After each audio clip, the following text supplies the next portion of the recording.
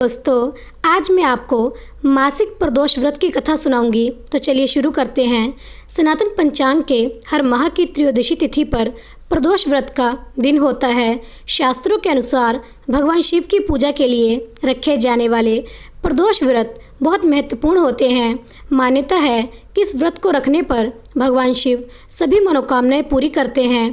प्रदोष व्रत से एक पौराणिक कथा जुड़ी हुई है और व्रत के दिन उस कथा को पढ़ना या सुनना बेहद शुभ माना जाता है। कहते हैं जातक का इस कथा को सुनकर भोलेनाथ को प्रसन्न कर देता है। आइए जानते हैं पौराणिक कथा के बारे में। पौराणिक कथा के अनुसार प्राचीन काल में एक निर्धन पुजारी था। पुजारी की मौत हो जाने के बाद उसकी विधवा पत्नी अपने बेटे के साथ भीख मांगकर गुजारा करती थी। एक दिन विधवा स्त्री की मुलाकात विदर्भ देश के राजकुमार से हुई। राजकुमार अपने पिता की मृत्यु के बाद निराशित होकर भटक रहा था। पुजारी की पत्नी को उस पर दया आई और वह उसे अपने साथ ले आई और पुत्र की तरह रखने लगी।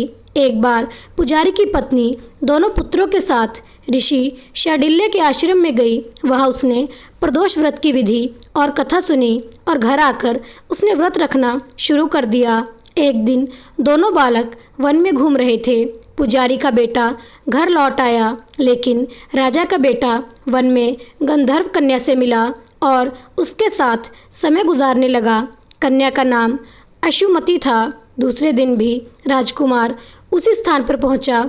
वहां अशुमति के माता पिता ने उसे पहचान लिया और उससे अपनी पुत्री का विवाह करने की इच्छा प्रकट की। राजकुमार की स्वीकृति से दोनों का विवाह हो गया। आगे चलकर राजकुमार ने गंधर्वों की विशाल सेना के साथ विदर्भ पर आक्रमण कर दिया। युद्ध जीतने के बाद राजकुमार विदर्भ का राजा बन गया। उसने पुजारी की पत्नी और उसके बेटे को भी राजमहल में बुला लिया। अशुमति के पूछने पर राजकुमार ने उसे प्रदोष व्रत के बारे में बताया। इसके बाद अशुमति भी नियमित रूप से प्रदोष का व्रत रखने लगी। इस व्रत से लोगों के जीवन में सुखद बदलाव आए। तो दोस्तों, प्रेम से बोलिए हर हर महादेव। दोस्तों, जो कोई भी इस व्रत को पूरी श्रद्धा और निष्ठा से करता है उसके सभी दुख दूर होते हैं। अगर कथा सुन ली हो तो कृपया चैनल को लाइक, सब्सक्राइब और शेयर करके मेरा प्रोत्साहन बढ़ाएं। आपका बहुत धन्यवाद होगा। मिलते हैं अगली कहानी के साथ। तब तक के लिए आप सभी को हर हर महादेव।